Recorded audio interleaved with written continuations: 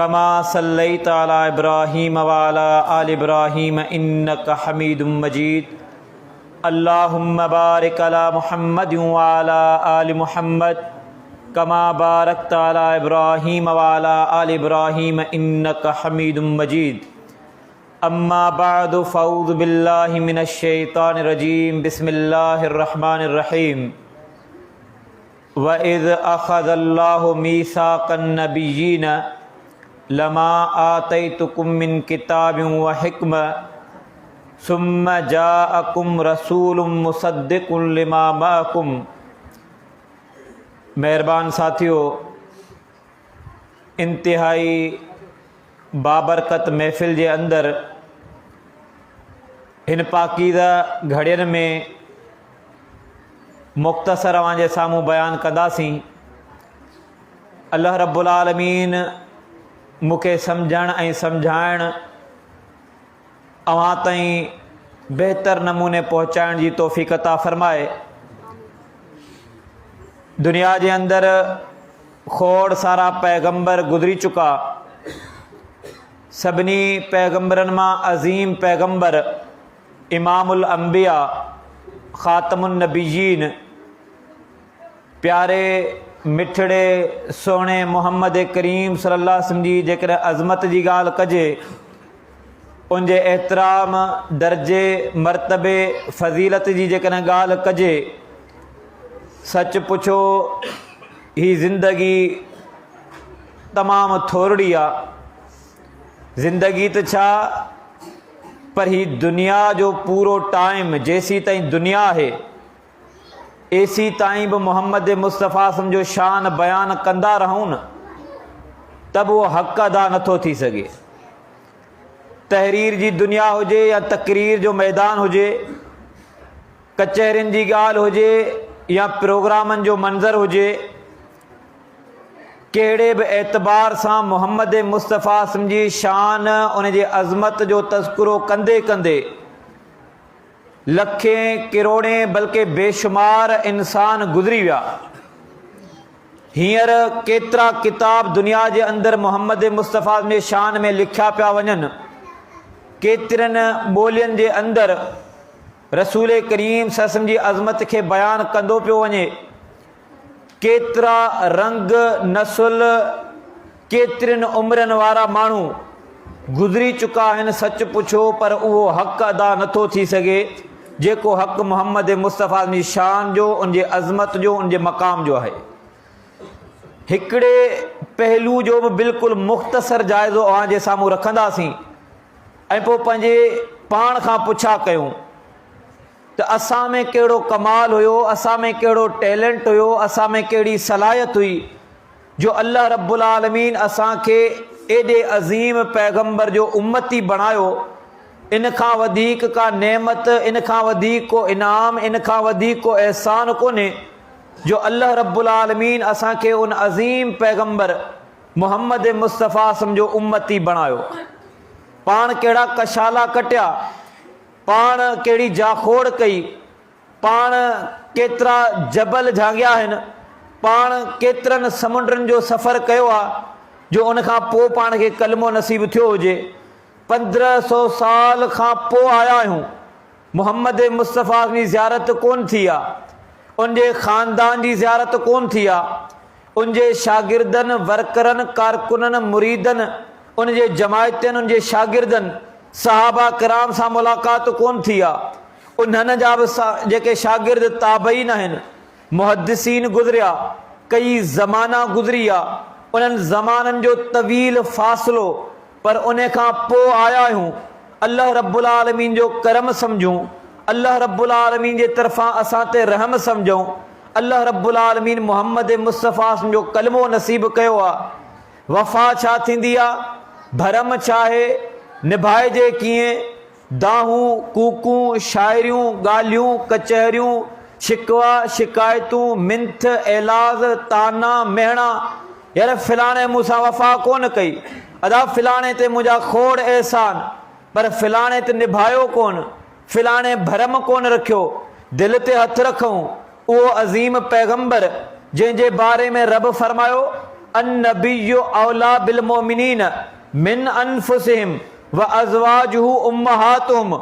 मोमिनो मुसलमानो कलमो पढ़ियो थो तव्हांखे पैगंबर केतिरो प्यारो हुजे, केतिरी मोहब्बत कयो था पैगंबर सां, पैमाइश छा हुजे, पैमानो छा हुजे, मयार छा हुजे, अॼु जी दुनिया में ॻाल्हि कयूं फार्मूलो छा हुजे।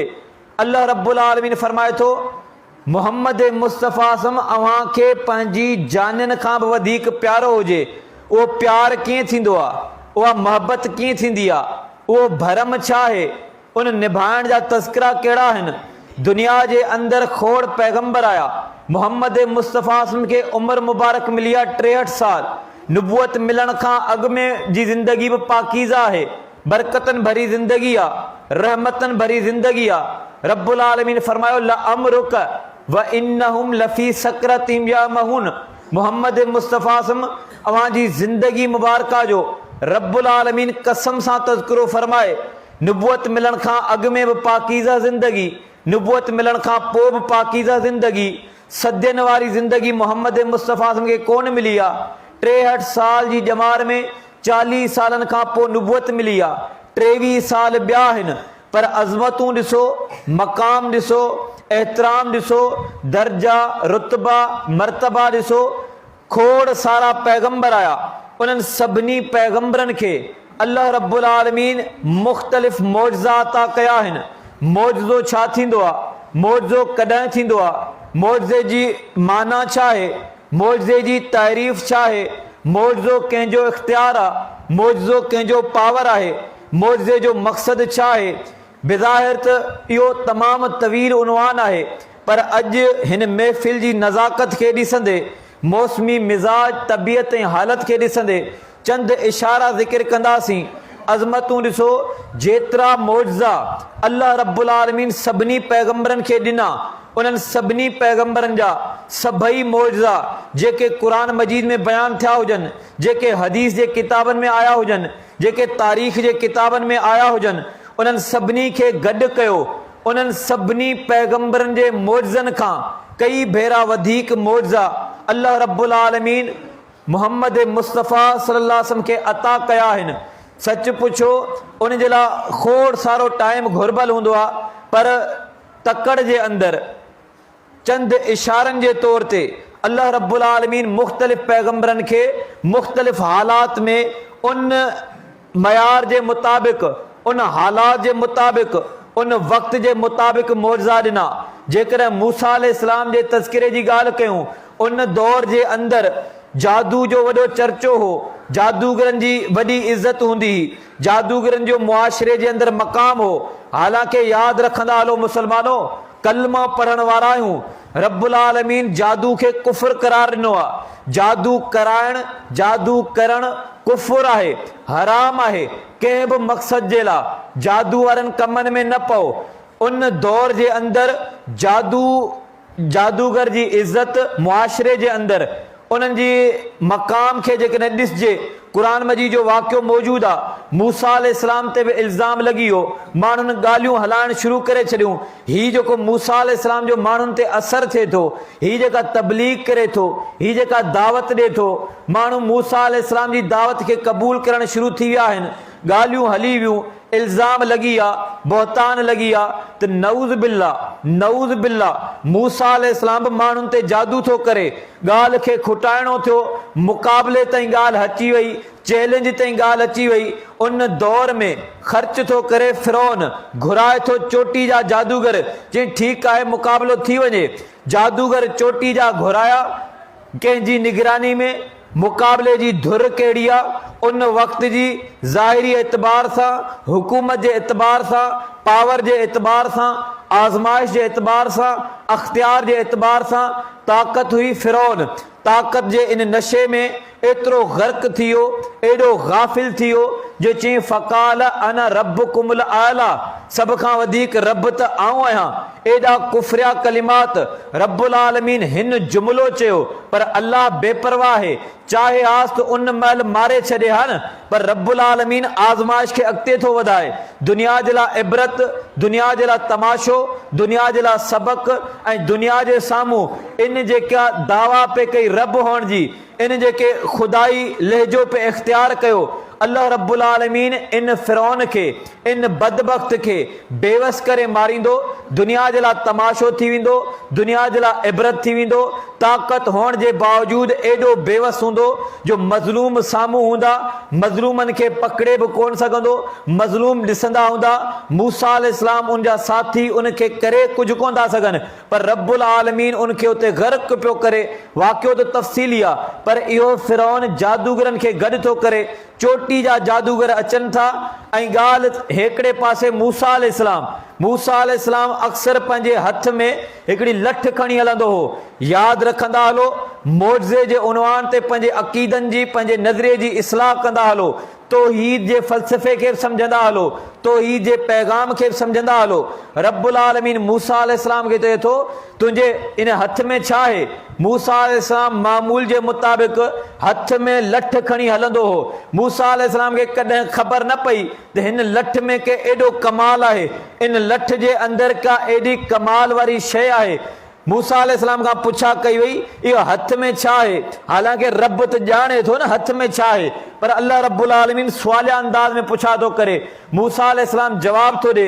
वाक़ियो क़ुरान मजीद जो आहे। रब साईं, ही लठ आहे, बकरियुनि खे चारींदो आहियां, उन्हनि खे चारण जे हवाले सां, इशारनि जे हवाले सां इन लठ जो इस्तेमालु कंदो आहियां। ॿिया बि खोड़ सारा हल्का फुल्का कमकार हूंदा आहिनि। कॾहिं मूसा अलैहिस्सलाम खे अंदाज़ो बि न हो इहा लठ केॾी कमाल वारी साबित थींदी। इन मौक़े ते जादूगरनि चयो त पहिरीं तूं पंहिंजी बाज़ी ॾेखार, पहिरीं तूं पंहिंजो करतब ॾेखार, पहिरीं तूं पंहिंजो पतो छॾ। रब्बुल आलमीन मूसा अलैहिस्सलाम खे चयो, न, तूं इन्हनि खे चओ, अहीं जादूगर पहिरीं तव्हां पंहिंजो करतब ॾेखारियो, पहिरीं पतो तव्हां छॾियो, पहिरीं कारीगरी तव्हांजी था ॾिसूं। उन्हनि जादूगरनि छा कयो? नंढड़ियूं नंढड़ियूं रसियूं हुयूं, उहे रसियूं जो उछलायूं। माण्हू जेके उते मौजूद हुआ उन दायरे में, उन महफ़िल जे अंदरि, उन मैदान, पर उन मौक़े ते उहा लठ जेॾी महिल उछलाई, रब्बुल आलमीन जो पावर, अल्लाह जो हुकुम, अल्लाह जो इख्तियार, उहा लठ हक़ीक़ी नाग में तब्दील थी वई। एॾो वॾो नाग जो उन्हनि जूं नंढड़ियूं नंढड़ियूं रसियूं जेके नाग पे नज़र आया, सभिनी खे गिड़काए छॾियईं। जेको जंहिं फन जो माहिर हूंदो आहे न, उनखे ख़बर पवंदी आहे त 2 नंबरी खां वेंदे पाकिस्तान जे अंदरि त 10 नंबरी जी बि ॻाल्हि कोन कंदासीं। जेका फील्ड खणो, जेको शोबो खणो, चाहे कहिड़ी बि फील्ड हुजे, एतिरे ताईं जो मज़हब जी जेकॾहिं ॻाल्हि कयूं, एतिरे ताईं जो जेकॾहिं दीन जी ॻाल्हि कयूं, अॼु मुआशिरे में दीन जे नाले ते छा छा कुझु विकामियो थो वञे। माण्हुनि जे अक़ीदनि, नज़रियनि ते, हक़ीक़ी ॻाल्हियुनि ते कीअं हमला था कया वञनि, कहिड़ा रूप इख्तियार कया था वञनि।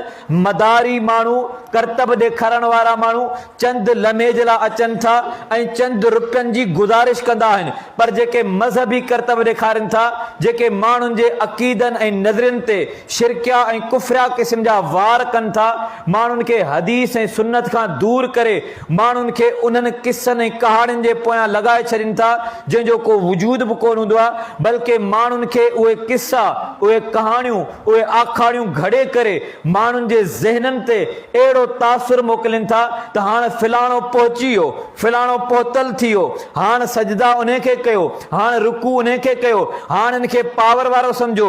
हेॾा वाक़िया क़ुरान मजीद जा ज़िक्र पियो कयां। मूसा अलैहिस्सलाम खे अल्लाह रब्बुल आलमीन मोर्ज़ो ॾिनो आहे। मूसा अलैहिस्सलाम जो जेको जवाबु हुयो उहो जादू कोन्हे को, जादूगरी कोन्हे का। ऐं इहा शइ अॻियां बि सम्झनि पिया केरु? जादूगर। जादूगरनि ॾिठो असां जेको कयो इहो त करतब हुयो, इहो त हिकिड़ो फन हुयो, इहा त हिकिड़ी शब्दाबाज़ी हुई, पर हिन जेको कयो आहे इहो असां वारो करतब कोन्हे को, इहो असां वारो कमु त हुयो 2 नंबरी जो, असांजो त हुयो जादू। पर ही हक़ीक़त आहे, जादूगर उते जो उते ईमान आणनि था मूसा अलैहिस्सलाम ते, मूसा अलैहिस्सलाम जे रब ते, फौरन मुसलमान थी था वञनि। मौजज़ा ॿिया बि खोड़ मूसा अलैहिस्सलाम खे मिलिया। दौर आहे ईसा अलैहिस्सलाम जो, तिब जी ॻाल्हि, डॉक्टरी जी ॻाल्हि, इलाज मुआलजे जी ॻाल्हि वॾी हाक हूंदी ही। उन्हनि तबीबनि जो मुआशरे जे अंदरि एहतमाम हूंदो हो, वॾो एहतराम आहे, मक़ाम मर्तबो आहे। वाक़ियो इहो बि क़ुरान मजीद जो अथव। अल्लाह रब्बुल आलमीन मुख़्तलिफ़ पैगंबरनि खे मुख़्तलिफ़ वक़्त जे हिसाब सां मौज़ा ॾिना आहिनि। उन दौर में अहिड़ा मर्द बि हुया, अहिड़ियूं बीमारियूं बि हुयूं जंहिंजो इलाज कंहिं वटि बि कोन हुयो। कोड़ जो मर्द आहे, नाबीनो जेको ॼाए ॼम खां वठी अंधो आहे, अल्लाह रब्बुल आलमीन बीनाई कोन ॾिनी आहे, ॾिसी कोन थो सघे। ॼाए ॼम खां वठी जेको नाबीनो आहे उन जो इलाज कंहिं वटि कोन्हे। कोड़ जे मर्द जो इलाज कंहिं वटि कोन्हे को। ईसा अलैहिस्सलाम खे रब्बुल आलमीन मौजो थो अता करे। ईसा अलैहिस्सलाम का फकी कोन थो ॾे, ईसा अलैहिस्सलाम का दवा कोन थो ॾे, ईसा अलैहिस्सलाम का मश्क कोन थो ॾसे, ईसा अलैहिस्सलाम को नुस्ख़ो, को ॾस, को गस, को पतो कोन थो ॿुधाए। ईसा अलैहिस्सलाम खाद खुराक जी ॻाल्हि कोन थो करे। ही मौजज़ो आहे, ही इलाज खां मथां ई शइ आहे। ईसा अलैहिस्सलाम हथ फेरे थो, रब्बुल आलमीन वाक़ियो क़ुरान मजीद में ज़िक्र कयो, बिइज़्निल्लाह, अल्लाह जो पावर आहे, अल्लाह जे तरफ़ां इख्तियार आहे। अल्लाह रब्बुल आलमीन उहो मौजज़ो थो कराए। हालांकि पैगंबर मूसा अलैहिस्सलाम खे ख़बर कान्हे थी हींअर मौजज़ो कहिड़ो पियो थिए। ऐं मौजज़े खां पोइ मूसा अलैहिस्सलाम ईअं कोन चयो त हाणे तव्हां मूंखे सजदो कयो। मूसा अलैहिस्सलाम ईअं कोन चयो आउं बिल्कुलु पहुतल आहियां त नऊज़ बिल्लाह अल्लाह जे पावर खे पहुची वियो, अल्लाह जे इख्तियार खे पहुची वियो। छा कंहिं पैगंबर मौजज़े खां पोइ चयो त तव्हां मूंखे मुंहिंजी पूॼा कयो, मुंहिंजी इबादत कयो। अॼु असांजे मुआशरे जे अंदरि जेकॾहिं कंहिं रुमाल मां कबूतर जे अंदाज़ खे कंहिं ॾिसी वरितो, माण्हू चवंदा साईं फलाणो त पहुतल आहे। हींअर दुनिया जे अंदरि अहिड़ी बीमारी हले पई जेको इहो राज़ अञा वाज़े नथो थिए। बीमारी पंहिंजी जाइ ते मौजूदु आहे, दुनिया जा साइंसदान इन खोजना में लॻा पिया आहिनि। पर अॼु खां इन मुआशरे में 6 महीना पोइते जी तारीख़ वठो, उलमा हुजनि, डॉक्टर हुजनि, मंदिर जा पुजारी हुजनि, ईसाई हुजनि, चर्च जा पुजारी हुजनि, या कहिड़े बि क़िस्म जा माण्हू हुजनि, हर तबके वारो इन बीमारी जे अंदरि मुब्तला आहे। हर कोई बेवस नज़र अचे पियो। पर 6 महीननि खां पोइ किताब निकिरी ईंदा, हेतिरा हेतिरा पर्चा निकिरी ईंदा, फिलाणे बुज़ुर्ग जी बाबा करामत। हींअर उहे सभु करामत वारा वरिता पिया आहिनि बीमारियुनि में। रब्बुल आलमीन सभिनी खे शिफ़ा अता फरमाए, अल्लाह रब्बुल आलमीन सभिनी जो ख़ैर करे। पर माण्हुनि जे अक़ीदनि ते वार कीअं थींदो? माज़ी जा किस्सा ठाहे करे ॿुधायो वेंदो, फिलाणे वटि अहिड़ो मरीज़ आयो हो। हींअर वारी कैफ़ियत छा आहे? हींअर त उहे सभई जेके आहिनि इन बीमारी जे हवाले सां ख़ाइफ़ आहिनि, ख़ौफ़ज़दा आहिनि। एहतियात इस्लाम बि ॾसियो आहे, इलाज इस्लाम बि ॾसियो आहे। इन शइ खां क़तई इनकार कोन पियो कयां, बल्कि इन जी तलक़ीन बि कयूं पिया, इन जी ताक़ीद बि कयूं पिया।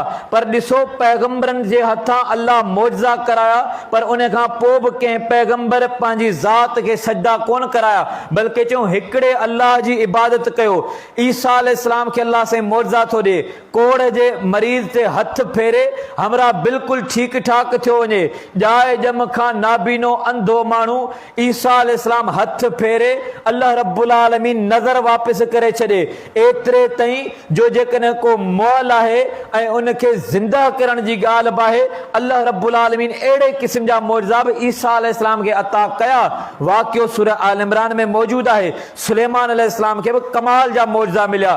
किवली ॻाल्हाए थी, कीड़ी ॻाल्हाए थी, नंढड़ी मख़लूक आहे, जेकर कपिड़े ते आहे पाण खे महसूस नथी थिए, पर इहा नंढड़ी मख़लूक कीड़ी जेके जिस्म जे कंहिं हिस्से ते टच करे कंहिंसे हिस्से से हले थी, थोरो महसूस थिए थो। पर हू एतिरी मख़लूक आहे जेकॾहिं पाण फूको ॾियूं त उहा मख़लूक उॾामी वञे, एतिरी त कीड़ी आहे। पर रब्बुल आलमीन खे उन कीड़ी जो नज़रियो, उन जो उहो मंज़र ऐं सुलेमान अलैहिस्सलाम उन्हनि जी गुफ़्तगू ॼाणे। वाक़ियो क़ुरान मजीद में हिकिड़ी सूरत जो नालो ई रब्बुल आलमीन नमल रखे छॾियो। किवलियूं, कीड़ियूं पाण में ॻाल्हाइनि थियूं। सुलेमान अलैहिस्सलाम खे अल्लाह मौजज़ा अता करे, सुलेमान अलैहिस्सलाम खे अल्लाह सलाहियत अता करे। कीड़ी ॻाल्हाए थी, ॿियनि कीड़ियुनि खे चए थी, या अय्युहन नमलो उदखुलू मसाकिनकुम, पासे थियो, परे थियो। सुलेमान अलैहिस्सलाम उन जा साथी अचनि पिया, किथे असांखे लताड़े न वञनि। कीड़ी बि अक़ीदो पई ॿुधाए त सुलेमान अलैहिस्सलाम खे ख़बर कोन्हे, उनजे इल्म में कोन्हे को, अणॼाणाई जे अंदर यानी सुलेमान अलैहिस्सलाम वटि बि गैब कोन्हे को। गैब जेसि ताईं अल्लाह रब्बुल आलमीन ख़बर न ॾे, एसी ताईं पैगंबर बि बेख़बर रहे। वाक़ियो मूसा अलैहिस्सलाम वारे मोर्ज़े में बि तव्हां ॾिठो त मूसा अलैहिस्सलाम पहिरीं बेख़बर आहे जेसि ताईं रब ख़बर न ॾे। ईसा अलैहिस्सलाम बेख़बर आहे जेसि ताईं रब ख़बर न ॾे। सुलेमान अलैहिस्सलाम बेख़बर आहे जेसि ताईं रब ख़बर न ॾे। उहो वाक़ियो, उहे मोर्ज़ा सुलेमान अलैहिस्सलाम खे मिलनि, हुद हुद पखी जी हाज़िरी थिए, हिकिड़े ॾींहुं गैर हाज़िर रहे। वाक़िया क़ुरान मजीद में ही जेका हवा हले थी कंहिंजे कंट्रोल में आहे, कंहिंजे ताबे आहे। रब्बुल आलमीन मौजूज़ो ॾे सुलेमान अलैहिस्सलाम खे।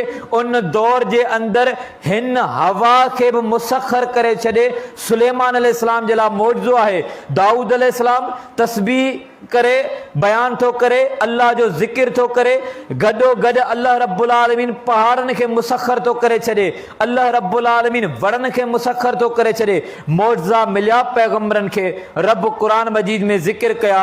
अज़मत आहे, फज़ीलत आहे। मौजज़े जी माना आहे आजिज़ अची वञणु, बेवस थी वञणु, कंहिंखे लाचार करे छॾणु, कंहिंखे लाजवाब करे छॾणु। अहिड़ो कमु, अहिड़ो अमल जंहिंजो अॻियनि वटि जवाब ई न हुजे, अॻियां बेवस थी वञनि, लाचार थी वञनि। आजिज़ी वारो लफ़्ज़ बि इन मां वरितल आहे, इजिज़ मां लफ़्ज़ वरितल आहे। पर जेकॾहिं इस्तिलाह जी ॻाल्हि कयूं त मौजज़ो यानी दुनिया वारनि वटि उन जो अमल जो को बि जवाब न हुजे, दुनिया वारा बेवस थी वञनि। ज़राए, वसीला, असबाब, सामान, रस्ता, इन्हनि खां बिल्कुलु बुलंद शइ हूंदी आहे। मौजज़े में अल्लाह रब्बुल आलमीन कंहिं सबब जो मोहताज कोन्हे, अल्लाह वक़्त जो मोहताज कोन्हे, अल्लाह रस्ते, वसीले ऐं ज़रिए जो मोहताज कोन्हे।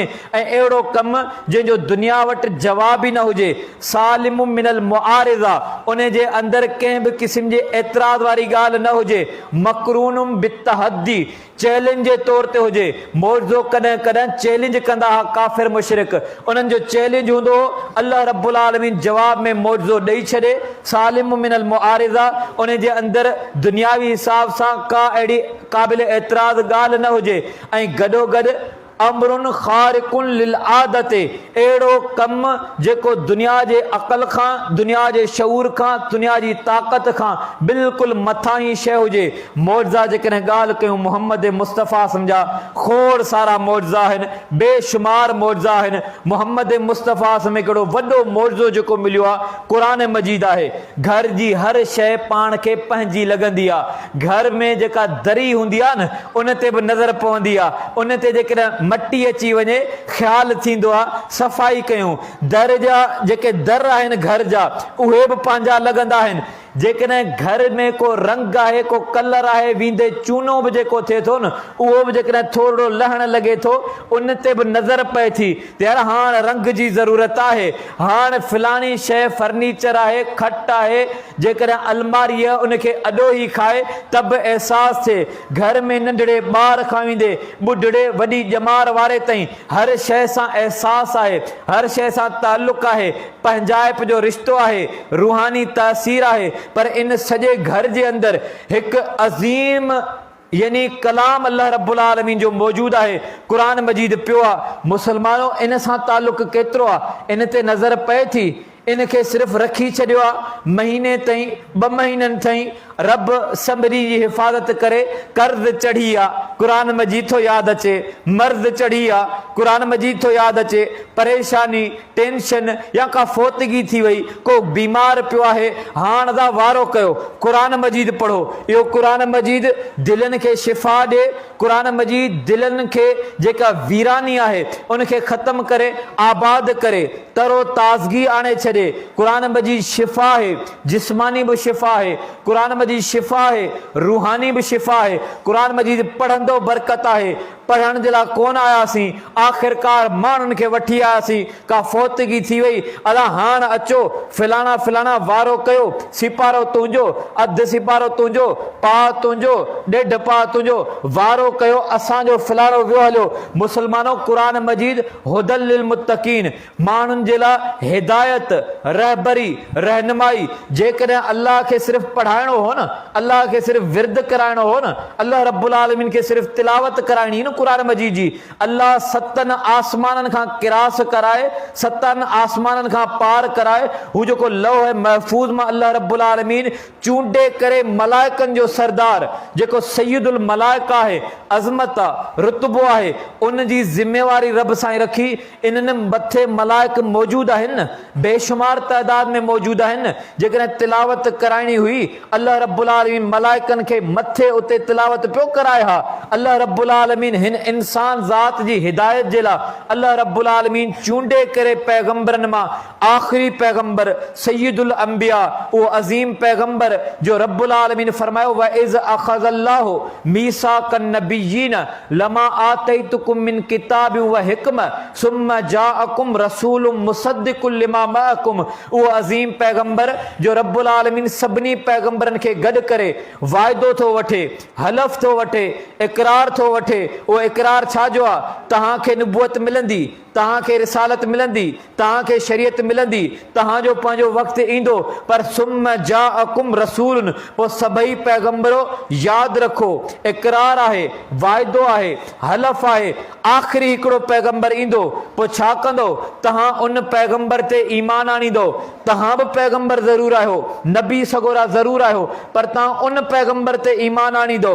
उन पैगंबर ते सिर्फ़ु ईमान जी ॻाल्हि कोन्हे, तव्हां उनजो एतिराम बि कंदो, तव्हां उनजो अदब बि कंदो, तव्हां उनजो एतिराम अदब कंदो, तव्हां उनजी मदद बि कंदो, तव्हां उनजी ताईद बि कंदो, तव्हां उनजी हिमायत बि कंदो। वाइदो रब्बुल आलमीन वरितो, मौज़े जे तौर ते अल्लाह रब्बुल आलमीन उनजो अमली नामो बि ज़िक्र कयो आहे, उनजो प्रैक्टिकल उनजो तजर्बो बि वाज़े तौर ते अल्लाह रब्बुल आलमीन मेराज वारे वाक़े में ज़िक्र कयो आहे। पर ही क़ुरान मजीद जेको मौज़नि सां भरपूर आहे, अल्लाह रब्बुल आलमीन जो अहिड़ो कलाम जो रब्बुल आलमीन फरमायो कुल लइन इज्तमाअतिल इंसु वल जिन्नु अला अन यातू बिमिस्लि हाज़ल क़ुरान ला यातून बिमिस्लिही वलो कान बाज़ुहुम लिबाज़िन ज़हीरा। रब फरमाए ही अल्लाह जो कलाम, ही क़ुरान मजीद माण्हू एतराज़ सां कनि त नऊज़ बिल्लाह मोहम्मद मुस्तफ़ा सम पाण थो लिखे, मोहम्मद मुस्तफ़ा राति जो लिखी करे सुबुह जो तो पेश करे, नऊज़ बिल्लाह अल्लाह जो कलाम कोन्हे को। अहिड़ा एतराज़ रब्बुल आलमीन इन मौजज़े जो दिफ़ा बि कयो। अल्लाह जवाब बेमिसाल ॾिना, लाजवाल ॾिना, लाजवाब अल्लाह रब्बुल आलमीन जवाब ॾिना जो दुनिया वारनि वटि जवाब कोन्हे। रब फरमायो पंहिंजा जेके महबूद अथव न उन्हनि खे सॾु कयो, इंसान गॾु थी वञनि, जिन गॾु थी वञनि, क़ुरान मजीद जे मदे मुक़ाबिल कलाम त आणे ॾेखारियो। रब्बुल आलमीन फरमायो कोन आणे सघंदा, एतिरे ताईं जो व इन कुंतुम फी रैबिम मिम्मा नज़्ज़लना अला अब्दिना फ़अतू बिसूरतिम मिन मिस्लिही वदऊ शुहदाअकुम मिन दूनिल्लाहि इन कुंतुम सादिकीन। रब फरमायो सॼो क़ुरान मजीद न, भला चैलेंज जे तौर ते किथे फरमाई 10 सूरतूं आणे ॾेखारियो। जवाब त ॾियो इन मौजज़े जो। मख़लूक वटि जवाब कोन्हे, काफ़िरनि वटि जवाब कोन्हे, मुशरिकनि वटि जवाब कोन्हे। रब साईं थो फरमाए फ़अतू बिसूरतिम मिन मिस्लिही, हिकिड़ी सूरत भला आणे ॾेखारियो। वदऊ शुहदाअकुम मिन दूनिल्लाह, अल्लाह खे छॾे जिन जिन जी पूॼा कयो था उन्हनि माबूदनि खे जेके बातिल माबूद आहिनि उन्हनि खे बि सॾु कयो, पाण में सभु गॾु थियो, जवाब आणे ॾेखारियो। हिकिड़ी सूरत जो जवाब कोन आणे सघंदो। उन कलाम क़ुरान मजीद मां अॼु मुस्लमान सिखियो छा आहे, अॼु मुस्लमान पिरायो छा आहे, छा अक़ीदा उन मुताबिक़ अॼु मुस्लमाननि जा आहिनि जंहिं मुताबिक़ अल्लाह जो कलाम थो चए? छा अमल असांजा अहिड़ा आहिनि? छा नज़रिया असांजा अहिड़ा आहिनि? छा अख़लाक किरदार असांजो उहो आहे? छा असांजा कारोबार, असांजा रवैया, असांजा लहजा, असांजी रहणी सहणी, असांजी ख़ुशी गमी, असांजा तौर तरीक़ा, असांजी सकाफ़त तहज़ीब, असांजो कल्चर उहो आहे जेको अल्लाह जे क़ुरान मोहम्मद मुस्तफ़ा जे फ़रमान जे अंदरि मिले थो? उहो क़ुरान मजीद मौजज़नि सां भरपूर आहे। रब फरमायो इन्ना नहनु नज़्ज़लना ज़िक्र व इन्ना लहू लहाफ़िज़ून। हिन क़ुरान मजीद खे रब साईं थो फरमाए असां नाज़िल कयो आहे, इन जी हिफ़ाज़त करण वारा असीं आहियूं। रब्बुल आलमीन ईअं कोन चयो मुस्लमान हिफ़ाज़त कंदा, मुस्लमान विसारे वेठा आहिनि, दिलनि ते ज़ंग आहे, दिलनि ते काराण आहे, गुनाहनि में ग़र्क़ लॻा पिया आहियूं। गुनाह कयूं बि था, गुनाह खे ज़ाहिर बि कयूं था, फ़ख़्रिया तौर ते गुनाह कयूं था, अल्लाह रब्बुल आलमीन खां बेखौफ़ ज़िंदगी गुज़ारियूं था। एॾी जुरत मुस्लमानों किथां पैदा कई अथव जो वॾा वॾा गुनाह कंदे रब जेकॾहिं ढके छॾे असां पाण वतो माण्हुनि खे ॿुधाईंदा। एतिरी जुरत, इहा ताक़त आई किथां आहे? असल में ॻाल्हि इहा आहे, कननि ते उहे मोहर, कननि ते अहिड़े क़िस्म जी आड़ ऐं रुकावट अची वई आहे, अखियुनि ते उहो पर्दो मौजूदु आहे, दिमाग़नि ते उहे ताला मौजूदु आहिनि, दिलियूं कारियूं थी चुकियूं, ज़ंगजी चुकियूं आहिनि। उन्हनि खे नेकी वारी रंगत, नेकी वारी लज़त, नेकी वारो ज़ाइक़ो कीअं अचे? मुस्लमान एतिरा गाफ़िल थी चुका। मोहम्मद मुस्तफ़ा खे अल्लाह जेके मौज़ा ॾिना, कंहिं कंहिं मौज़े जी ॻाल्हि कयूं। अल्लाह रब्बुल आलमीन इब्राहिम अलैहिस्सलाम खां दुआऊं कराए, मोहम्मद मुस्तफ़ा फरमायो मां इब्राहिम अलैहिस्सलाम जी दुआ आहियां। ईसा अलैहिस्सलाम बशारतूं ॾे पंहिंजी क़ौम खे, पंहिंजी उम्मत खे, त मूंखां पोइ ॿ पैगंबर न। ईसा अलैहिस्सलाम ईअं कोन थो चए मूंखां पोइ 3 पैगंबर ईंदा। ईसा अलैहिस्सलाम ईअं कोन थो चए मूंखां पोइ को पैगंबर न ईंदो। ईसा अलैहिस्सलाम चए थो मूंखां पोइ हिकिड़ो पैगंबर ईंदो जंहिंजो नालो अहमद बि हूंदो। मोहम्मद मुस्तफ़ा फरमायो इन्नली अस्मान अना मोहम्मद व अना अहमद व अनल माही अल्लज़ी यमहुल्लाहु बियल कुफ्र व अनल हाशिर अल्लज़ी युशरुन नास अला क़दमैय व अनल आक़िब अल्लज़ी लैसा बादी नबियुन। फरमाए मुंहिंजो नालो मोहम्मद बि आहे। अॼु घणनि इलाइक़नि में हलिया वञो, ॻोठनि जा ॻोठ हलिया वञो, इदारनि जा इदारा हलिया वञो, शहरनि जा शहर हलिया वञो, सच पुछो, मुस्लमाननि खां पुछा कयो, मुस्लमानो जंहिं पैगंबर जो कलमो पढ़ियो अथव, दिलि ते हथु रखी अॼु मूंखे ॿुधायो त असां मां घणनि माण्हुनि खे उन अज़ीम पैगंबर मोहम्मद मुस्तफ़ा जो नालो आहे मोहम्मद सल्लल्लाहु अलैहि वसल्लम। इन प्यारे मिठड़े सुहिणे नाले जी माना जी ख़बर अथव? माना ॼाणियो था? लफ़्ज़ मोहम्मद जी माना छा आहे? अॼु मुस्लमाननि जी अक्सरत खे उन अज़ीम प्यारे नाले जी माना जी ख़बर कान्हे। इहो क़ुरान मजीद अल्लाह जो कलाम, घणनि मुस्लमाननि खां पुछा कयो लफ़्ज़ क़ुरान जी माना छा आहे? एॾो प्यारो दीन, एॾो आसानी वारो दीन, एॾो रहमत वारो दीन जंहिंजो नालो आहे इस्लाम। घणनि मुस्लमाननि खां पुछा त कयो इन इस्लाम लफ़्ज़ जी माना छा आहे? इन इस्लाम जे मक़सद छा आहे? इन जी तारीफ़ छा आहे? रब्बिल अव्वल खोड़ आया ज़िंदगी में, को अहिड़ो रब्बिल अव्वल अचे जेको मुस्लमाननि जी ज़िंदगी खे चेंज करे वञे, को अहिड़ो रब्बिल अव्वल अचे जेको असांजे अक़ीदनि जी इस्लाह करे वञे, को अहिड़ो रब्बिल अव्वल अची वञे जेको मोहम्मद मुस्तफ़ा जी मोहब्बत खे अमली तौर ते अख़लाक में, किरदार में, गुफ़्तार में, नज़रियात में, कारोबार में, मामलात में, हिदायत में उहा तब्दीली आणे। अहिड़ा रब्बिल अव्वल अची आहे। मोहम्मद मुस्तफ़ा जूं अज़मतूं बयान कंदा रहिया आहियूं, कंदा रहंदासीं, पर सोचो मोहम्मद मुस्तफ़ा खे अल्लाह केॾियूं अज़मतूं ॾिनियूं। गॾोगॾु अक़ीदनि जी इस्लाह कंदा हलूं, शके सदर सीने खे खोले करे ऐं मोहम्मद मुस्तफ़ा जी दिलि खे खोलियो वियो। दिलि में हिकमत दानाई खे भरियो वियो, आबे ज़मज़म सां धोतो वियो। उन दौर जा माण्हू कीअं क़बूल कंदा? उन दौर जा माण्हू मञींदा कीअं? मौज़ो चइबो ई इन खे आहे जो माण्हुनि जे दिमाग़ खां, माण्हुनि जे अक़ल खां, माण्हुनि जे वसाइल खां, माण्हुनि जे टैलेंट खां, माण्हुनि जी महिनत खां बिल्कुलु मथां ई शइ हुजे।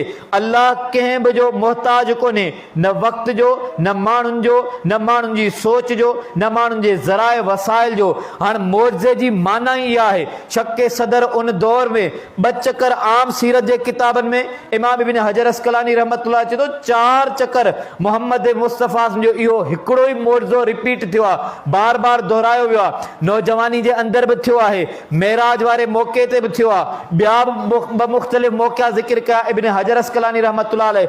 उमूमी तौर ते सीरत जे किताब में 2 चकर ॻाल्हि आई, पर उन दौर वारा कीअं मञनि त छा सीने खे खोलबो आहे? छा सीने खे खोलण खां पोइ दिलि खे जेको आहे ऑपरेशन करे सघिजे थो? उहो जेको ऑपरेशन ऐब जे तौर ते कोन्हे को, नऊज़ुबिल्लाह मोहम्मद मुस्तफ़ा में के कमी काने का ब मलाइक आया आहिनि उन्हनि मलाइकनि अची करे मोहम्मद मुस्तफ़ा जे सीने के खोलियो आहे दिलि जे अंदरि हिकमत के भरियो आहे आबे ज़मज़म सां धोतो आहे पोइ वरी उनखे फिट कयो आहे पोइ उनखे मुंतकिल कयो आहे वरी सीने के बंदि कयो आहे इहो मौजो थियो अॼु टेक्नोलॉजी जो दौर आहे मेडिकल साइंस इंसाननि जा तजुर्बात रिसर्च नई नई क़िस्म जी टेक्नोलॉजी अॼु दिलनि जा ऑपरेशन थियनि था रब्बुल आलमीन दिलनि जी बीमारी खां बि जिस्मानी ॿियनि बीमारियुनि खां बि अल्लाह रब्बुल आलमीन रूहानी बीमारियुनि खां बि असां सभिनी खे हिफ़ाज़त में रखे अल्लाह रब्बुल आलमीन जेके बीमार आहिनि उनखे शिफ़ा अता फरमाए अॼु जे दौर में माण्हू वञनि था ऑपरेशन जे लाइ दिलि जा बाईपास ऑपरेशन थियनि था दिलि जी धड़कन स्लो आहे आहिस्ता आहे त बि इंसान बीमार थियो पवे दिलि जी धड़कन तेज़ आहे जिथे ब्लड प्रेशर वधी वियो ब्लड प्रेशर घटि थी वियो ॿिन्ही में इंसान में सहप कोन्हे इंसान पैदाइशी मरहले खां ई कमज़ोर आहे रब फरमायो खुलिकल इंसानो ज़ईफ़ा इंसान तुंहिंजी शुरुआत तुझी इब्तिदाई ज़ईफ़ी में आहे अलम यको नुतफ़तम मिन मनी युमना सोचो थे इंसान तुझी इब्तिदा किथां खां आहे हिकिड़े कतरे खां शुरुआत कोन्हे का हींअर जेकॾहिं चाक आहियूं न सेहतमंद आहियूं न तंदुरुस्त आहियूं न सम्झूं था मूं जहिड़ो को भलो ई कोन्हे मूं जहिड़ो को ताक़तवर ई कोन्हे थोरो मथे में सूर थो पए हाणे कंहिंजी ॻाल्हि नथी वणे को भली बि ॻाल्हि कंदो हूंदो न त बि चिड़ त बि मिज़ाज में शोखी तबियत में तेज़ी मथे जे सूर खे सहण जी ज़रूरत जेका आहे पाण वटि ताक़त कान्हे हैसियत कोन्हे चऊं था जेका मुसीबत मूं ते आहे न कंहिं ते ई कान्हे का अंदाज़ो लगायो मोहम्मद मुस्तफ़ा खे उन वक़्तु उन ऐब जे तौर ते न बल्कि फज़ीलत में अल्लाह रब्बुल आलमीन मलाइकनि जे ज़रिए उहा हिकमत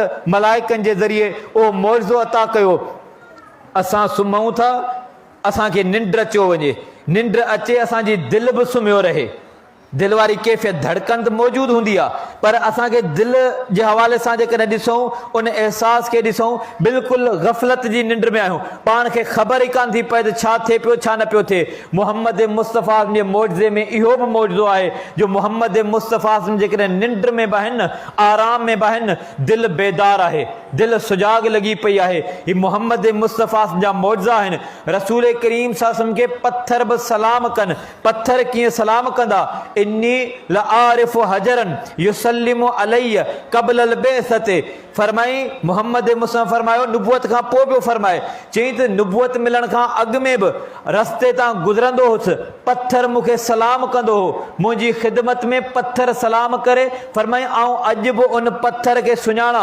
जेके वण आहिनि उहे वण मोहम्मद मुस्तफ़ा खे सलाम पेश कनि मौजज़ा एतिरा मिलिया जो मेराज सॼे जो सॼो मौजज़नि सां भरपूर आहे 40 ॾींहंनि जो सफ़र उन दौर जे अंदरि थिए उहो सफ़र अल्लाह रब्बुल आलमीन 40 कलाकनि जी बि ॻाल्हि कोन कई 40 घड़ियुनि जी बि ॻाल्हि कोन कई रब्बुल आलमीन फरमायो सुबहानल्लज़ी असरा बिअब्दिही लैलम मिनल मस्जिदिल हराम इलल मस्जिदिल अक़सल्लज़ी बारकना हौलहू लिनुरियहू मिन आयातिना अल्लाह सही जंहिं शानदार अंदाज़ सां मौजज़ात सां भरपूर मेराज जो तज़किरो कयो रब पहिरीं फरमायो त सुबहानल्लज़ी पाक आहे उहा ज़ात हर क़िस्म जे ऐबन खां पाक आहे हर क़िस्म जी मोहताजी खां पाक आहे हर क़िस्म जी बेवसी कमज़ोरी लाचारी खां अल्लाह रब्बुल आलमीन ज़ात पाक आहे जंहिं पंहिंजे बाने खे रात जे थोरे हिस्से में सॼी रात बि न थोरे हिस्से में फरमाई मस्जिद हराम बैतुल्लाह खां सफ़र करायो मस्जिद अक्सा बैतुल मुक़द्दस फ़लस्तीन वारे पासे लिनुरियहू मिन आयातिना सिर्फ़ एसी ताईं न बल्कि फरमाई असां उनखे ॿियूं बि पंहिंजूं आयात पंहिंजूं निशानियूं ॾेखारणु चाहियूं था मौजज़े जे लाइ क़ुर मजीद में आयात जा लफ़्ज़ इस्तेमालु थिया आयत जा लफ़्ज़ इस्तेमालु थिया बय्यिना जा लफ़्ज़ इस्तेमालु थिया बुरहान जा लफ़्ज़ इस्तेमालु थिया मुबसिरा जा लफ़्ज़ इस्तेमालु थिया क़ुर मजीद में मौजज़े जे लाइ इहे लफ़्ज़ इस्तेमालु थिया आहिनि अल्लाह रब्बुल आलमीन मोहम्मद मुस्तफ़ा खे पल पल ते जाए जाए ते खोड़ जिस्मानी मौजज़ा बि ॾिना रूहानी मौजज़ा बि ॾिना अख़लाक़ी मौजज़ा बि ॾिना अल्लाह रब्बुल आलमीन नज़रियाती मौजज़ा बि ॾिना आहिनि मोहम्मद मुस्तफ़ा खे इन मेराज वारे मौक़े ते हिकिड़ी रात जे हिस्से में एॾो सफ़र कीअं थींदो अल्लाह रब्बुल आलमीन जेको जानवर ॾिनो सवारी वारो उहो बि मौजज़ात में शामिल आहे मोहम्मद मुस्तफ़ा खे बैतुल मुक़द्दस में 90 सगोरनि जी जमात गॾु करे ॾिनी अल्लाह अल्लाह वाइदे जी गाल कई सूरह आल इमरान में, मुझो पैगंबर अचे ईमान बि आणींदो, उन जी मदद बि कंदो, उन जो एहतराम बि कंदो, उन जो एहतराम कंदो, मदद कंदो, ईमान आणींदो। हुन जो अमली नामो ॾिसो, बैतुल मुक़द्दस में तमाम तर पैगंबरनि खे गॾु कयो वियो। अबुल अंबिया आदम अलैहिस्सलाम बि आहे, इब्राहिम अलैहिस्सलाम बि आहे, नूह अलैहिस्सलाम बि आहे, मूसा अलैहिस्सलाम बि आहे, ईसा अलैहिस्सलाम बि आहे। अॻिते केरु वधे, इमामत केरु कराए? इब्राहिम अलैहिस्सलाम अॻिते कोन थो वधे, आदम अलैहिस्सलाम अॻिते कोन थो वधे त आउं अबुल अंबिया आहियां, अबुल बशर आहियां। नूह अलैहिस्सलाम कोन थो चए त आउं सीनियर आहियां, तजर्बेकार आहियां, 950 साल मूं तबलीग कई आहे। अॻिते केरु थो वधे? अॻिते मुहम्मद मुस्तफ़ा खे जिब्रील अमीन चए थो, मुहम्मद मुस्तफ़ा इमामुल अंबिया अवी आयो, ख़ातमुन नबिय्यीन अवी आयो। इहो एज़ाज़, इहा मंज़िलत, इहो रुतबो, इहो एहतराम मुहम्मद मुस्तफ़ा जे हिस्से में आयो आहे। बैतुल मुक़द्दस में 1 लख खां वधीक पैगंबर गॾु कीअं थींदा? अल्लाह रब्बुल आलमीन एराज़ी जो मोहताज कोन्हे, अल्लाह रब्बुल आलमीन वक़्त जो मोहताज कोन्हे। माण्हुनि कयो एतराज़ कंहिं कयो? काफ़िर मुशरिकनि। मुहम्मद मुस्तफ़ा जो वाक़ियो जेको ज़िक्र कयो आहे, ऐं वाक़ियो त तवील आहे, वक़्त जी नज़ाकत खे सम्झंदे आख़िरी जेके ॻाल्हियूं कयूं, मुहम्मद मुस्तफ़ा खे काफ़िरनि मुशरिकनि वरी चैलेंज कयो, एतराज़ कयूं, चई तव्हां बैतुल मुक़द्दस जूं निशानियूं ॿुधायो, परपता ॾियो, आसार ॿुधायो, उहे अलामतूं ॿुधायो। मुहम्मद मुस्तफ़ा फरमाईंदा, अल्लाह से वरी इन जे जवाब में वरी मूंखे मौजो अता कयो। मौजो कहिड़ो? बैतुल मुक़द्दस खे मुहम्मद मुस्तफ़ा फरमाइनि था, अल्लाह रब्बुल आलमीन मुंहिंजे साम्हूं करे छॾियो आहे, आउं ॾिसी करे वाज़ाहत कंदो पियो हलां। अॼु टेक्नोलॉजी जो दौरु आहे, वीडियो कॉल जो दौरु आहे, उन में यादि रखंदा हलो, असीं साइंस जा इस्लाम जे हवाले सां मोहताज न आहियूं। हीअ जेके वाक़िया ज़िक्र पियो कयां, लाज़मी न आहे त साइंस जी तस्दीक थिए त पोइ असां मञूं। साइंस मञे न मञे, साइंस माण्हुनि जो इल्मु, रिसर्च, तजर्बो। जीअं नई थ्योरी अची वेंदी, पुराणी थ्योरी एक्सपायर थी वेंदी, पुराणी तहक़ीक़ उहा एक्सपायर थी वेंदी। खोजना स्टॉप कोन्हे, ब्रेक कोन्हे, इंसान अञा खोजना में लॻो पियो आहे। रब्बुल आलमीन गौर फ़िक्र जे मुतालिक़ इन क़ौम खे, इन उम्मत खे का हिकिड़ी आयत थोरी ॾिनी आहे। जिते नमाज़ जा तज़किरा पाण ज़िक्र कयूं था, इन खां कई भेरा वधीक क़ुरान मजीद पढ़ो, कई 100 आयतूं तव्हांखे मिलंदियूं। गौर फ़िक्र कयो, रिसर्च कयो, तहक़ीक़ कयो। अल्लाह रब्बुल आलमीन आसमान जे निशाननि जी ॻाल्हि कई, अल्लाह रब्बुल आलमीन ज़मीन जे निशाननि जी ॻाल्हि कई, अल्लाह रब्बुल आलमीन समुंड जा तज़किरा कया, अल्लाह रब्बुल आलमीन पहाड़नि जा तज़किरा कया, अल्लाह रब्बुल आलमीन माज़ी जे क़ौमनि जा तज़किरा कया। फरमाए वञी गौर फ़िक्र कयो, वञी रिसर्च कयो, वञी तहक़ीक़ कयो।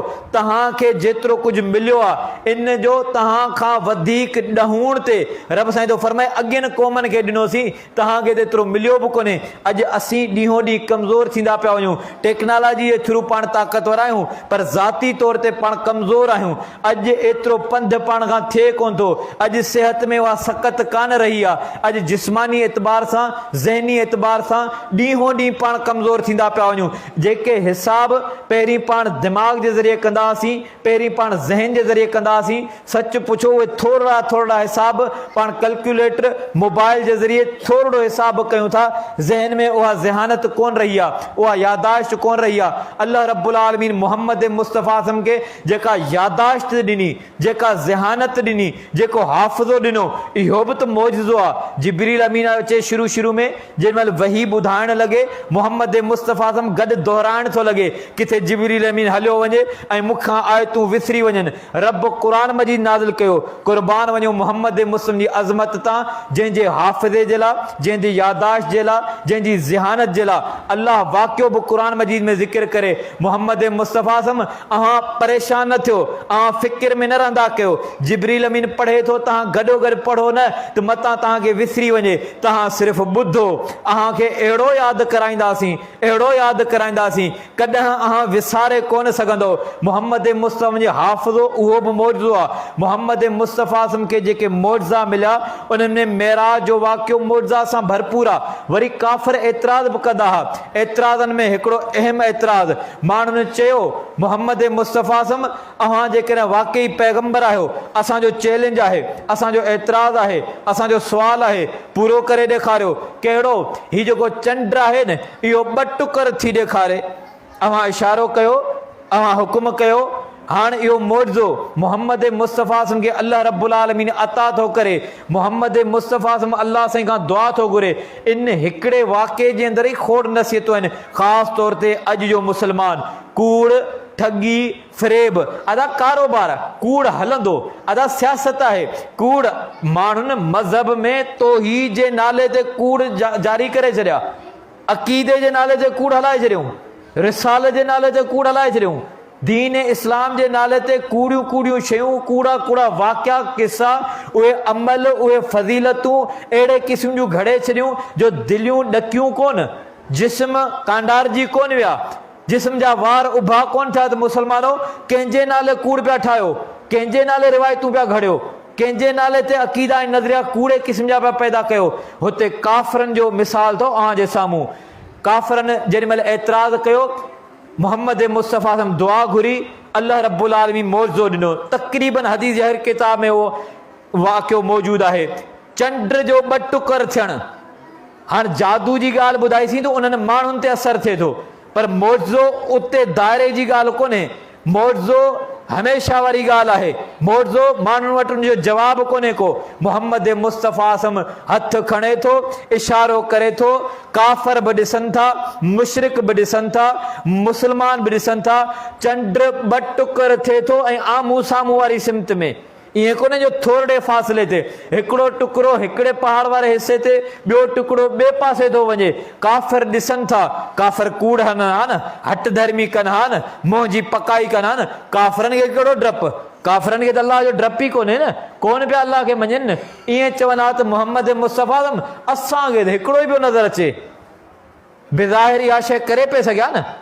अॼु मुस्लमाननि खे क़ुर जी आयत ॾियो, हदीस ॾियो, वाज़े तौर ते हाज़े हदीस बिल्कुलु आहे, पर इन पर जा जेॾी महिल पर कटींदो न, पोइ वञी ॻाल्हि वञी बीहंदी त हदीस आहे, पर जा पर ख़तमु कयो। अक़ल, राय, क्यास, मजबूरी, मफ़ाद, बिरादरी, सोच, वीचार, माज़ी, तजर्बो, उमिरि, ॼमार, इहे सभु शयूं ख़तमु कयो। अल्लाह जो क़ुर अची वञे, मोहम्मद मुस्तफ़ा जो फ़रमान अची वञे। हाणे मोमिन खे जुगाए नथो त हेॾां होॾां जी ॻाल्हि करे, जुगाए नथो जो हेॾां होॾां जो सोच वीचार करे। होॾां काफ़रनि जो वाक़ियो ज़िक्र कयो अथमि, काफ़रनि जी सोच ॾिसो। काफ़र चवनि था हा टुकर 2 थिया आहिनि, एतिरो मञनि पिया त हा टुकर 2 थिया आहिनि। ईअं कोन चयूं, बल्कि अॻी ॻाल्हि कयूं, हेतिरी हक़ीक़त मञण खां पोइ चयूं इहो जादू आहे, चयूं इहो जादू आहे। चयूं पोइ भला अञा वाक़ियो अॻिते चई, काफ़र कंहिं माण्हू खे मोकिलियो, पंहिंजे कंहिं माण्हू खे मोकिलियो, ऐं मोकिलियो केॾां, ॿियनि इलाइक़नि ॾांहुं, काफ़िर मुशरिकनि जे इलाइक़नि ॾांहुं। हाणे काफ़िर मोकिलिनि था काफ़िर खे, केॾां था मोकिलिनि, काफ़िरनि ॾांहुं। चई भला हीउ त जादू थियो हिते वारनि ते, जेकॾहिं जादू जी नऊज़ बिल्लाह ॻाल्हि आहे त पोइ थियो हिते, पर ॿिया जेके इलाइक़े वारा आहिनि उन्हनि ते जादू कोन थियो हूंदो। उन्हनि खां भला पुछा कयो त उन्हनि बि को ॾिठो, कंहिं ॾिठो त चंड 2 टुकर थियो आहे। हाणे काफ़िर गवाही था वठनि काफ़िरनि खां ऐं मोकिलिनि था काफ़िर खे। काफ़िरनि खां गवाही आई, काफ़िर गवाही वठी आयो, काफ़िरनि ताईं पहुचाई, चयूं हा फलाणे तारीख़ फलाणे शाम वाकई असां बि ॾिठो त चंड 2 टुकर थियो आहे। उन्हनि खे हया अची वियो, कूड़ कोन हयूं। पहिरीं तव्हां ॿुधी चुको त हिरकल वारे वाक़े जे अंदरि अबू सुफ़ियान खां पुछा कयूं त मोहम्मद मुस्तफ़ा जा जेके अख़लाक किरदार, उनजो मयार, उनजी ज़ात उहा कीअं आहे। अबू सुफ़ियान सभु कुझु सच जो सच थो ॿुधाए। अबू सुफ़ियान उन वक़्तु काफ़िर आहे, काफ़िरनि जो नुमाइंदो आहे, ग़रीब मिस्कीन माण्हू कोन हो, ताक़तवर माण्हू हो, सफ़ीर हो, हैसियत वारो माण्हू हो। पर छा थो चए कि मूंखे हया पे आयो, ऐं किथे ग़लति बयानी कयां, इन ग़लति बयानी जे करे, इन कूड़ जे करे मूंखे शर्म पे आयो, ऐं उन जे करे जेका ॻाल्हि जीअं जो जीअं हुई, चयूं उनजो हसब नसब कीअं आहे, मोहम्मद मुस्तफ़ा जो ख़ानदान कीअं आहे। चए मां जवाबु ॾिनो त मोहम्मद मुस्तफ़ा जो ख़ानदान आला आहे, पाकीज़ आहे, भलो ख़ानदान आहे। मोहम्मद मुस्तफ़ा जो पंहिंजो किरदार कीअं आहे, जे किरदार भलो आहे, सभु कुझु सच पियो बयानु करे। अॼु मुस्लमान सच वारी ज़िंदगी गुज़ारे थो, सच्चाई अदा सच उहो भलो लॻंदो जेको ॿिए जे बारे में हुजे। ऐं पोइ वॾियूं अखियूं करे जहिड़ो जज़्बाती करे भिरुनि खे मथे करे माण्हू चवंदा छा अदा आऊं कंहिंखां डिॼां थोरी थो, आऊं सच बाबा चई ॾींदो आहियां भले कंहिंखे कड़ो लॻे। अदा तूं सच चवंदे उन वक़्तु त चई थो भले कड़ो लॻे, पर ॿुधंदे बि सच जो को ज़ाइको महसूसु थिए थो। जंहिं माण्हू सच तुंहिंजे बारे में चवनि पोइ ईअं चई थो दादा हा भले सच चओ ऐं फ़राख़ दिली सां ॿुधंदो आहियां। उन वक़्तु छा थो थिए हीला बहाना हाशा वरी उनखे ग़लति रंग ॾियणु टाल मटोल करणु वरी रहंदो ॿिए जे गले में फिट थी वञणु। मुस्लमाननि जा रवैया ॾिसो, मुस्लमाननि जा किरदार ॾिसो। वरी मौज़ात जी ॻाल्हि कयूं, रसूल करीम जे मौज़ात में हिकिड़े टॉपिक में कई रिवायतूं मिलंदियूं। मिसाल जे तौर ते तक़सीरु ताम यानी खाधे में बरकत अची वञणु। इन में को हिकिड़ो वाक़ियो थोरी आहे, खोड़ वाक़िया मौजूदु आहिनि। सहाबा वटि नंढड़ो थांव आहे, 2-3 माण्हू वुज़ू करे सघंदा। मोहम्मद मुस्तफ़ा खे चयूं साईं वुज़ू जे लाइ पाणी आहे कोन को, जेकॾहिं 2-3 माण्हू वुज़ू कंदा वधीक पाणी कोन्हे को। मोहम्मद मुस्तफ़ा फरमायो थां खणी अचो, उहो बर्तन खणी अचो। रसूल करीम पंहिंजो हथ मुबारक उन में विझे थो, उहे आङुरियूं मुबारक उन में रसूल करीम सां विझे थो। अल्लाह रब्बुल आलमीन मौज़ो ॾिए थो। हिकु सहाबी कोन्हे, 2 सहाबी कोन्हनि के, ॿीण टीण जी ॻाल्हि कोन्हे को, 70-80 सहाबा कराम वुज़ू करे वञनि, पाणी ईअं जो ईअं मौजूदु आहे। वाक़ियो बुख़ारी मुस्लिम शरीफ़ जो वाक़ियो ग़ज़वा अहज़ाब वारे मौक़े जो, जंहिंखे खंदक जी जंग चइजे थो, जंहिंखे खाई जी जंग चइजे थो। चई मोहम्मद मुस्तफ़ा खे तमामु घणी बुख लॻल आहे। सहाबा कराम जी बि कैफ़ियत इहा आहे। जाबिर बिन अब्दुल्ला चए थो साईं मूंखे थोरी इजाज़त ॾियो घरां थी अचां। हाओ तूं भले वञ घरां थी आ, घर वियो पुछा कई चई मोहम्मद मुस्तफ़ा जी कैफ़ियत आहे खाइण जे लाइ कुझु कोन्हे, उन जे पेट ते पत्थर आहे, खाई खोटनि पिया, पाण जिस्मानी तौर ते मौजूदु आहिनि उन महिनत में, उन पोरे में, उन मज़दूरी में। त मुस्लमाननि जो दिफ़ा थिए, अहले मदीना जो जेको आहे दिफ़ा थिए। रसूल करीम पाण बुखायल आहिनि, असांजी पंहिंजी कैफ़ियत आहे। घरवारी खां पुछा कई त कुझु आहे खाइण जे लाइ?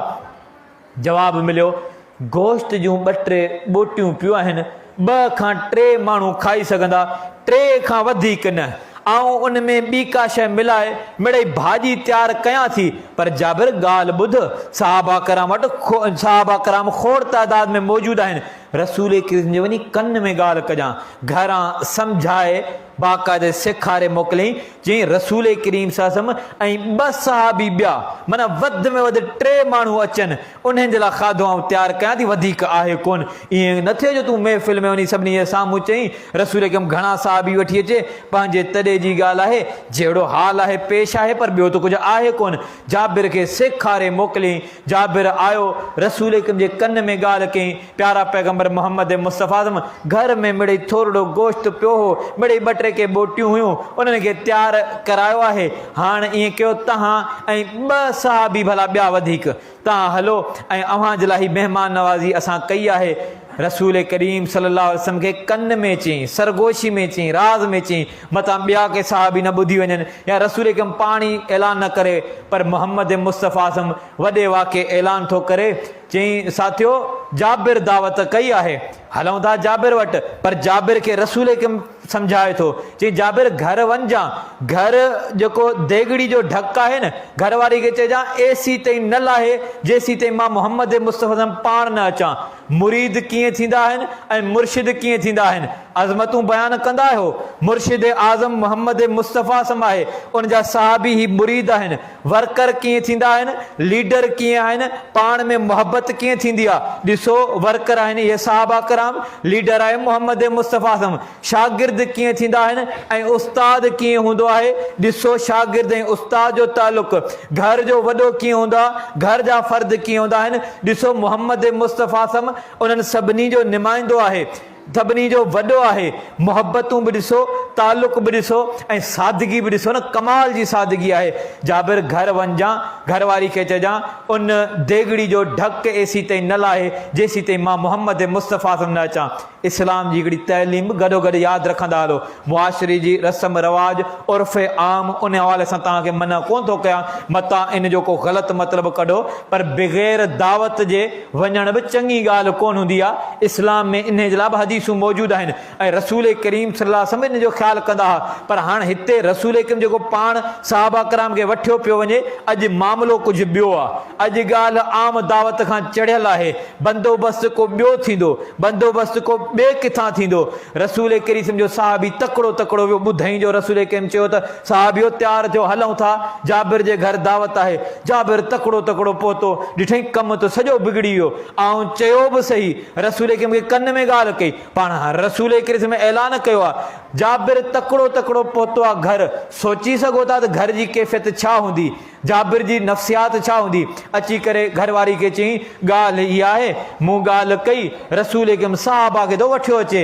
घरवारी फौरन चयो तोखे मूं सम्झाए मोकिलियो, तोखे सेखारे मोकिलियो, तो वञी ईअं को ॻाल्हि कई। चई न न, आऊं त रसूल करीम जे कन में ॻाल्हि कई आहे, पर रसूल करीम ॻाल्हि इहा कई त एसी ताईं देगड़ी जो ढक न लाहिजो जेसि ताईं मां न अचां। वरी उन्हनि सहाबियात जा बि रुतबा ॾिसो न, उन्हनि जो बि अक़ीदो नज़रियो ॾिसो न, उन्हनि जी सोच ऐं मोहबत बि ॾिसो न। चई रसूल करीम खे तव्हां चयो हो? चई हा। चए पोइ रसूल करीम छा चयो? चई रसूल करीम फरमायो त देगड़ी जो ढक एसी ताईं न लाहिजो जेसि ताईं मां न अचां। साहबिया चए थी जाबिर पोइ परेशान न थी, पोइ परेशान न थी। बुखारी शरीफ़ जो वाक़ियो अथव, मुस्लिम शरीफ़ जो वाक़ियो आहे। सीरत जो को बि किताब खणो, ग़ज़वा अहज़ाब वारा वाक़िया खणो। रसूल करीम घर पहुतो, साहबा केतिरा आहिनि, ॿिनि टिनि जी मानी भला केतिरा खाईंदा? 2 ॼणा 3 ॼणा थी सघे हिजाब करे वञनि, किथे तबियत में को मसलो हुजे, भला 20 ॼणा 50 ॼणा, पर हिते ॻाल्हि वॾी आहे। रसूल करीम आयो, दुआ घुरियईं, देगड़ी जो ढक पाण लाथई ऐं चवे छा थो, जाबिर 20 ॼणनि खे मोकिलींदो वञ शिफ्टनि ते। हदीस में लफ़्ज़ मौजूदु आहे 10 ॼणा, पोइ वरी 20 ॼणा। मोहम्मद मुस्तफ़ा सम पाण पंहिंजे हथनि सां खाराए पियो पंहिंजे मुरीदनि खे। अल्लाह रब्बुल आलमीन मौजज़े जो तौर ते बरकत केतिरी थो ॾे। जाबिर चए थो 1000 सहाबी, 1000 सहाबी अल्लाह रब्बुल आलमीन मौजज़ा ॾिना मोहम्मद मुस्तफ़ा खे। अबू अयूब अंसारी बि दावत थो करे, रसूल करीम जी चंद सहाबा कराम जी चई, ऐं कुझु 2-3 सहाबा कराम जी। अबू अयूब अंसारी चए थो त 100 खां मथे सहाबा कराम रसूल करीम सां गॾु आया। अल्लाह रब्बुल आलमीन बरकत ॾी, उहो ताम ईअं जो ईअं हुजे जीअं मूं तयारु कयो हो। अनस बिन मालिक जी वालदा उम्मे सुलैम, उहा बि दावत थी करे 5 खां 8 माण्हुनि जी दावत कयमि। रसूल करीम 70 खां 80 माण्हू वठी आयो। अल्लाह रब्बुल आलमीन अहिड़ी बरकत अता कई। हिन सिर्फ़ु टॉपिक में वञो, तक़सीर ताम, यानी खाधे में बरकतनि जा मौजज़ा, इहो हिकिड़ो को मौजज़ो कोन्हे, इहे बि खोड़ मौजज़ा आहिनि। पानी जे अंदरि बरकत थी वञे, रसूल करीम सल्लल्लाहु अलैहि वसल्लम उन थां में आङुरियूं विझनि, अल्लाह रब्बुल आलमीन बरकत ॾेई छॾे। एतिरे ताईं जो जेको खाधो खाए थो न मोहम्मद मुस्तफ़ा सम, उन दस्तरखान ते बरकत केतिरी आहे, मौजज़ो केतिरो आहे। साहबी फरमायो कुन्ना नस्मउ तस्बीह ताम व हुव युकल इंद रसूलिल्लाह सल्लल्लाहु अलैहि वसल्लम। रसूल करीम जेको खाधो खाए पियो, उन्हनि हथनि मां उन खाधे मज़ा फरमाई तस्बीह जो आवाज़ पियो अचे, तस्बीह जो विर्द पियो अचे। रसूल करीम जा सहाबा कराम वेठा आहिनि। हिकिड़ो मिस्कीन गरीब सहाबी जंहिंजो नालो आम तौर ते अबू हुरैरा कुनियत सां मशहूरु आहे ऐं ॿियनि किताबनि में अब्दुर्रहमान जे नाले सां आयो। ग़रीब मिस्कीन आहे। चई बुखायल हुयुसि, वाक़ियो खोड़ चकर तव्हां ॿुधो हूंदो। चई बुखायल बि एतिरो बुखायल हुयुसि, वेठो आहे रसूल करीम जी महफ़िल में, पंहिंजो ज़ाती घर बि कोन्हे, कारोबार बि कोन्हे, मस्जिद नबवी में रहे थो। रसूल करीम जो ही मुरीद मुसाफ़िर असहाब सुफ़ा में आहे, उन हॉस्टल में रहे थो, जेका हॉस्टल मोहम्मद मुस्तफ़ा सम असहाब सुफ़ा जे हवाले सां तयारु कई आहे। चई वेठो हुउसि, मथां किथां कुझु अची वञे। हिकिड़ो साहबी थो खीर जो प्यालो खणी अचे। अबू हुरैरा चए थो मुंहिंजी नज़र खीर जे प्याले ते, मूंखे न इहो खीर जो प्यालो मिली वञे। हाणे बुखायल माण्हू खे जेको न खीर जो प्यालो मिले, मिड़े कुझु न कुझु भला पेट में वञे त सही, उहा पेट जी जेका कैफ़ियत आहे उहा छा हूंदी। ऐं अबू हुरैरा जी तबियत फरमाई मुंहिंजी नज़र आहे इहो खीर जो प्यालो मूंखे मिली वञे। आज़माइशूं ॾिसो, इम्तिहान ॾिसो, कुर्बानियूं ॾिसो। अॼु पाण कहिड़ी कुर्बानी ॾिनी आहे। अबू हुरैरा चए थो मोहम्मद मुस्तफ़ा खीर जो प्यालो वठी करे, चई अबू हुरैरा ही खीर जो प्यालो वठ। ॻाल्हि एतिरी कोन्हे, ईअं कोन्हे त खीर जो प्यालो वठ ऐं पीअणु शुरू थी, न। अबू हुरैरा पंहिंजे साथियुनि खे प्यारणु शुरू कर। चई हाणे मूं ॾिठो त हाणे खीर जो प्यालो हिकिड़ो इं कोन्हे त पोइ हिते को ड्रम हुजे त खीर जे प्याले मां प्यारींदो पियो वञे ऐं पियो खीर ईंदो वेंदो, इहा बि न। तव्हांखे ॿुधायूं त मौजो अक़ल खां, राय खां, असबाब खां, उन वसीले खां, उन वक़्त खां मथां ई शइ आहे। खीर जो प्यालो उहो साॻियो ई हुयो, पोइ हिते खीर आहे बि कोन ॿियो। अबू हुरैरा खे मोहम्मद मुस्तफ़ा चए थो, अबू हुरैरा पंहिंजे साथियुनि खे प्यारणु शुरू कर। अबू हुरैरा चए थो आउं प्यारणु शुरू त कयो, पर सोचो था अबू हुरैरा उन कहिड़े अंदाज़ में प्यारियो हूंदो। केतिरा साहबी हुया, 2 ॼणा 3, उन्हनि खे कन में चयो हूंदई त अवा थोरो ख़्यालु कजो, पारत अथव तव्हांजा त घर बि आहिनि। अबू हुरैरा ईअं कोन चयो त हाणे मुंहिंजो हिते को घर ई कोन्हे को, मूंखे बुख शिदत जी लॻल आहे, तव्हांजी अहिड़ी कैफ़ियत न हूंदी। न, ही कंहिंजी तरबियत याफ़्ता जमात आहे, मोहम्मद मुस्तफ़ा। मोहम्मद मुस्तफ़ा जे हथनि मां मिलियो आहे। अबू हुरैरा चए थो 70 खां मथे साहबा कराम, 70 खां मथे साहबा कराम वारे वारे ते प्यारींदो वियुसि। खीर जो प्यालो ईअं जो ईअं खीर उन में मौजूदु आहे, उन में का कमी कान थी अचे। हाणे रसूल खे फरमाया अबू हुरैरा हाणे तूं पी। अबू हुरैरा तकड़ में पीअणु शुरू कयो। अबू हुरैरा अञा पी।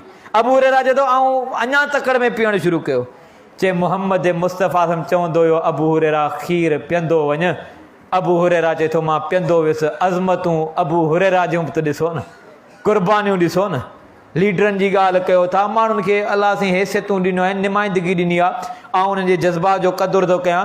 जेके माण्हू जहिड़े बि हैसियत सां माण्हुनि सां मुंसलिक हूंदा आहिनि, पोइ उन्हनि सां जेकॾहिं का तस्वीर मिड़ई तकड़ वारी बि अची वञे न, 3 ॾींहं 6 ॾींहं का तस्वीर अची वञे, फ़ख़्रिया तौर ते ॿुधाईंदा आहियो न, मोकिलींदा आहियो न, मुहबतूं हूंदियूं आहिनि न। पर हीउ ॾिसो खीर जो प्यालो मोहम्मद मुस्तफ़ा ॾे ऐं चवे पियो कचहरी कंहिंजी, मोहम्मद मुस्तफ़ा जी हथनि मोहम्मद मुस्तफ़ा में मिले। अबू हुरैरा चए थो हाणे मूं चयो मोहम्मद मुस्तफ़ा ॻाल्हि त निड़ी ताईं पहुची वई आहे। जे मोहम्मद मुस्तफ़ा हाणे बिल्कुलु गुंजाइश कोन्हे, हाणे मामिलो वापसी जो पियो अचे। रसूल खे उन खां पोइ खीर जो प्यालो वरितो ऐं पोइ पाण मोहम्मद मुस्तफ़ा पीतो आहे। मुर्शिद ॾिसो, रहनुमा ॾिसो, अॻवान ॾिसो, मुरीदनि खे प्यारण खां पोइ खीर जे प्याले मां पीए, अहिड़ी मोहबत कंहिं मुर्शिद में ॾेखारियो त सही। छा इन मुर्शिद जी उन रहबरी मां तव्हां राज़ी कोन आहियो?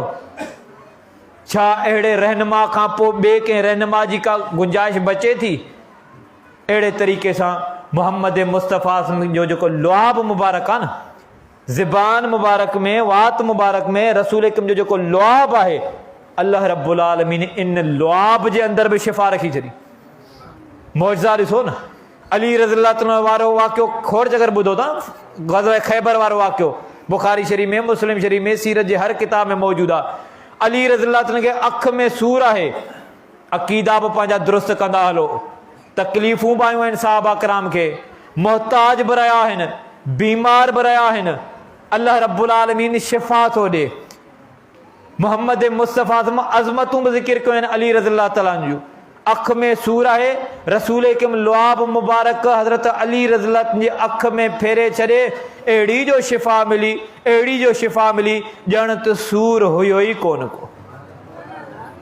रसूल करीम एॾा नफ़ीस हूंदा हुआ, एॾी पाकीज़ा शख़्सियत, एॾा साफ़ शफ़ाफ़, जिस्मानी तौर ते बि एॾा साफ़, जो जेको पघर ईंदो हो न, मोहम्मद मुस्तफ़ा जे पघर जे अंदरि बि दुनिया जी महक, दुनिया जी अतर, दुनिया जी परफ्यूम, दुनिया जी ख़ुशबू उन जो मुक़ाबिलो नथी करे सघे। मोहम्मद मुस्तफ़ा जे पघर जे अंदरि एॾी ख़ुशबू हूंदी, एॾी ख़ुशबू हूंदी। त मुंहिंजा दोस्तो, खजूर जो थुड़ जंहिंखे रसूल कम टेक ॾेई करे ख़ुतबो ॾींदा हुआ, साहबिया चयो त मुंहिंजो पुटु वाढो आहे, काठ जो कमु थो करे, मोहम्मद मुस्तफ़ा में इजाज़त ॾियो तव्हांजे लाइ मिंबर तयारु करायूं। रसूल करीम सल्लल्लाहु अलैहि वसल्लम इजाज़त ॾिनी, मिंबर तयारु थियो। खजूर जे थुड़ खां रसूल करीम जुदाई कई आहे।